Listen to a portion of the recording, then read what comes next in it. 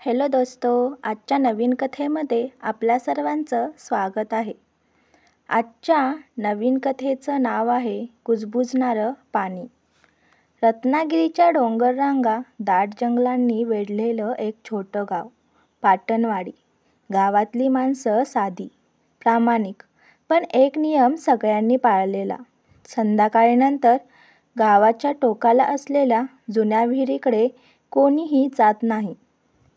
आदित्य जोशी, शहरातला नवीन शिक्षक. पहिल्याच आठवड्यात त्याला हा नियम कळला. शाळेतल्या मुलांनीही कुजबूज केली.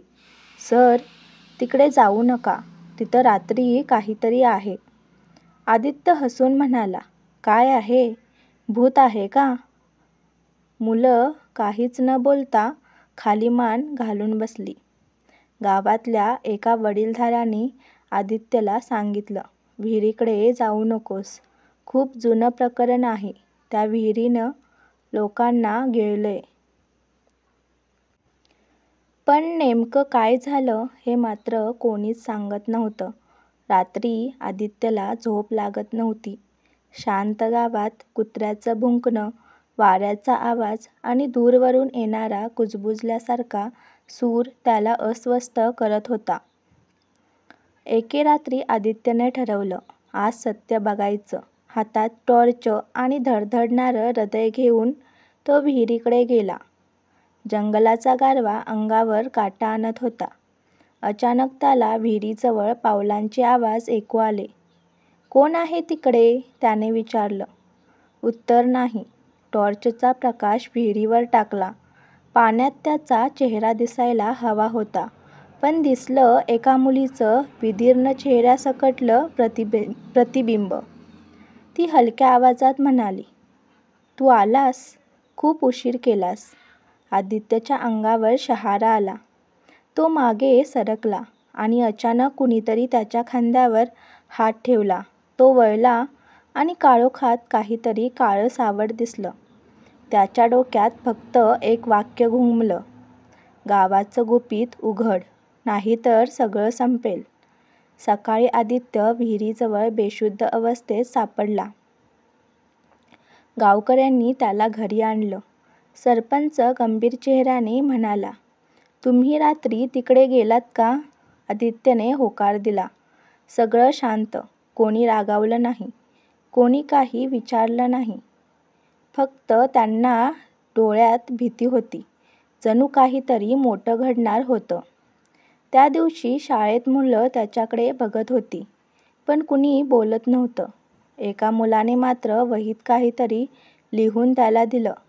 विहिरीतली ती गावचीच आहे. आदित्यने गावच्या जुन्या ग्रंथालयात चौकशी सुरू केली. जुन्या वर्तमानपत्रांच्या कात्रणांमध्ये एक बातमी मिळाली. 19 वर्षापूर्वी पाटणवाडीतील तरुणी प्रज्ञा गावात गायब झाली. शेवटची वेळ विहिरीजवळ दिसली. प्रकरण अनाकलनीय. आदित्यच्या अंगावर काटा आला. वर्तमानपत्रात तिचा फोटो होता. तीच मुलगी. त्या रात्री आदित्य पुन्हा विहिरीकडे गेला. तू कोण आहेस? तो किंचाळला. विहिरीचं पाणी उसळल्यासारखं झालं. त्या मुलीचा चेहरा दिसला. डोळ्यातून अश्रू वाहत होते. त्यांनी मला मारलं गाव वाचवायला, पण माझं सत्य अजून पुरलंय. अचानक सावलीतून सरपंच बाहेर आले. चेहऱ्यावर भीषण शांतता. सर, इथे काय करताय? आदित्य घाबरून विचारतो. सरपंच हसले. तुला खूप कुतूहल आहे ना? आज तुला सगळं कळेल. या गावाचं गुपित जिवंत माणसांना कधीच माहीत नसतं. अचानक गावातील काही जण आले. त्यांच्या हातात मशाली. सगळ्यांचे डोळे वेडेवाकडे. सरपंच कुजबुजले. तुझी निवड झालीय. गावाचं गुपित जपण्यासाठी एकाला जावं लागतं, जसं ती गेली. आदित्य किंचाळला. त्याच्या मागून काळं सावट विहिरीतून बाहेर आलं आणि त्याला ओढून पाण्यात गायब झालं. पाण्यात फक्त हलकी कुजबूज राहिली. तू आलास? खूप उशीर केलास. दुसऱ्या दिवशी गाव शांत होतं. शाळेत नवीन शिक्षक आले. त्यांना पहिल्याच दिवशी नियम सांगण्यात आला. संध्याकाळीनंतर विहिरीजवळ जाऊ नका. विहिरीतलं पाणी पुन्हा स्थिर झालं. पण आता त्यात 2 चेहरे दिसत होते, प्रज्ञा आणि आदित्यचे.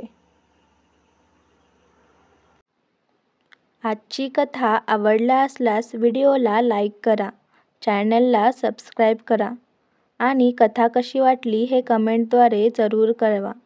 व्हिडिओ जास्तीत जास्त शेअर करा. धन्यवाद.